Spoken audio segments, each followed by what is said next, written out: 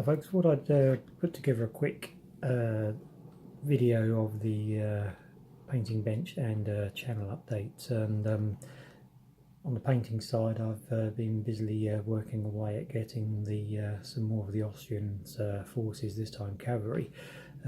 These are the 4th Hussars, and yep, Hussars are real tricky to paint, but once you've got there, they really do look smart, I must admit. These guys are particularly colourful with their red and their green.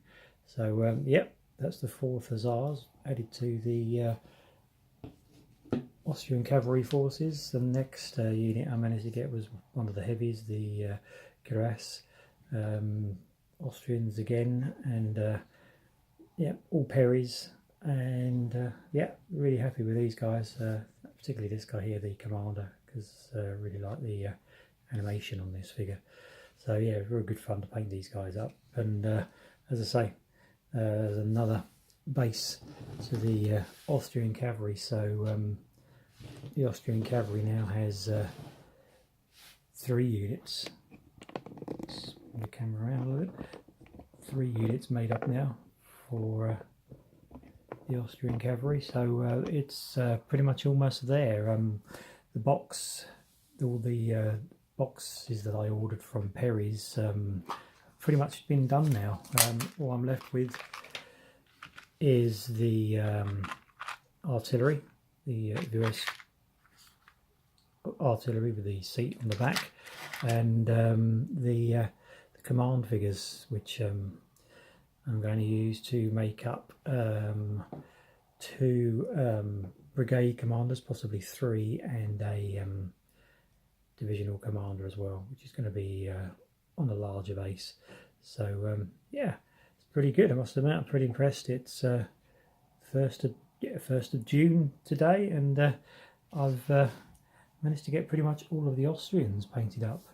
Yeah, pretty happy with that, I must admit.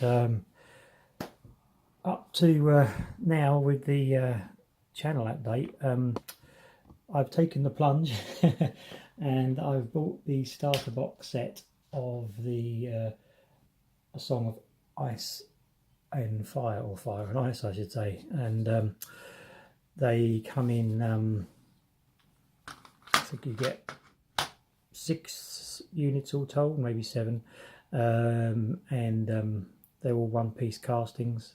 Very nice, I must admit. There's plenty of this is a Stark Sworn Sword unit, so yeah, so there's plenty of scope to be painted there. So they get the movement trays, and I'll just show over. This is one of the Lannisters. These are Lannister guards, and I think you get 2 of these, I think, in the starter set. But once again, the figures are, yeah, quite nice, I must admit. Plenty of detail on the castings. It looks really cool, actually. And as I say, there's plenty of scope for painting. I like the idea that it's kind of got like small 12-man units and things like that. They do have cavalry. It's one of the Stark's cavalry.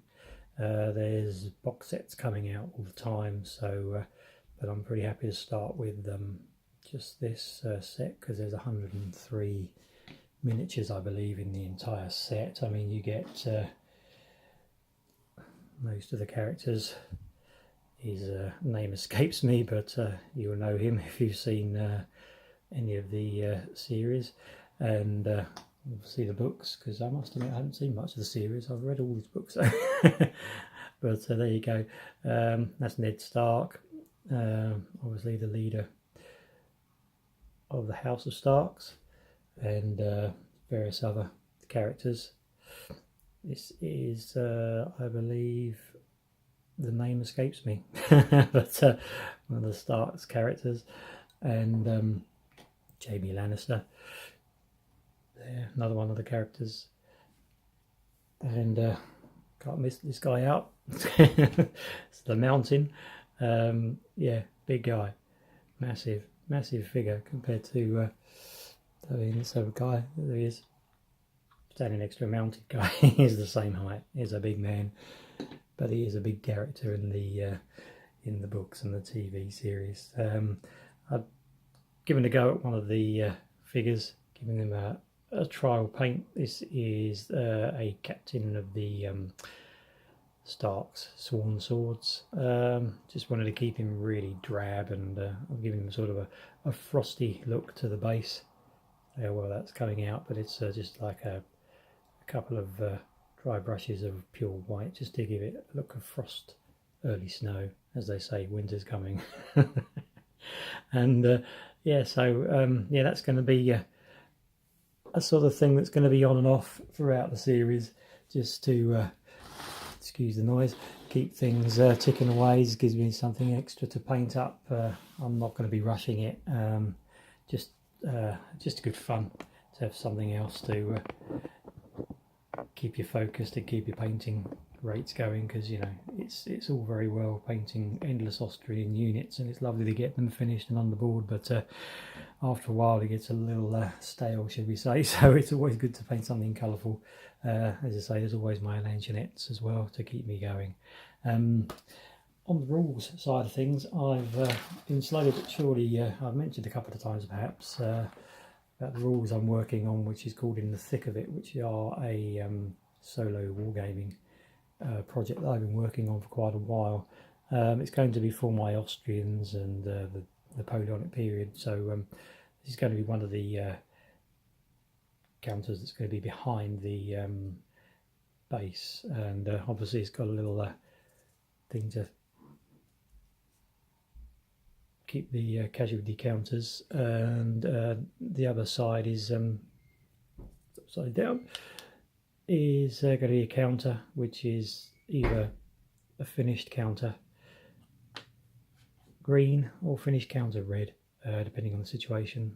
More on that when I get things moving. I've got them pretty much to a play testing stage, so I'm going to start having a few games now instead of playing them on pencil and paper, and hopefully if they work out, I might bring them, hopefully I will bring them onto YouTube for everyone to watch, enjoy, and hopefully if I can work out how to do it, I'll put links as well. One day I'll work out how to put links on YouTube, and I'll put the links for the rules and everything else as well, so people can have a go and see how they enjoy them.